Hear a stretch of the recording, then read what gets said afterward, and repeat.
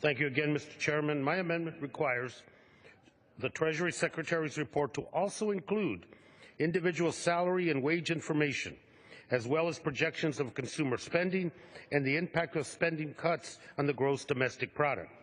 Stagnant American wages in recent decades is without a question the country's most central economic challenge, and the issue of wealth and income inequality continues to be a persistent strain on our economy and indeed our society. Raising wages is the key in strengthening the middle class, reducing income inequality, and moving families out of poverty. I am offering this amendment because we have to start getting realistic about the priorities of the American people. When Americans sit around their dinner tables, their number one discussion is not about the national debt. Their number one concern and discussion is providing for their families, how they're managing their own budgets, and many are seeing that while costs are rising, their paychecks are not.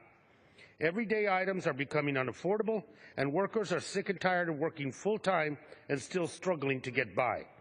Since 1979, the vast majority of American workers have seen their hourly wages stagnate or indeed decline.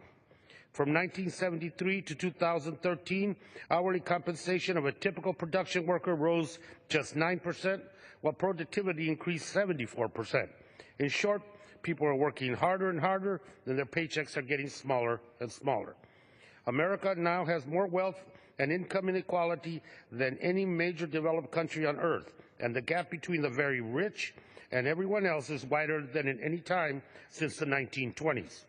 Shrinking American paychecks are the root cause of rising income inequality and a host of issues that come with that. Wages drive our economy, and consumer spending amounts for more than 2/3 of U.S. economic activity. A rise in consumer spending would provide a needed boost to the U.S. GDP. It's time to stop suppressing wages through policy choices that are slanted toward helping the wealthy. It is time to recognize that our decisions have a direct impact on a person's paycheck.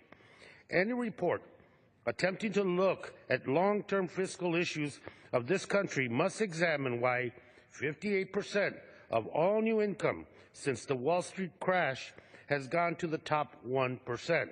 We should be considering how every decision will impact a family's income, and the fact that the underlying bill does not include information on wages is an injustice to struggling American families. I urge you to show the American people that members of Congress are not just fighting for policies that protect the wealthy, but indeed for policies that protect us all.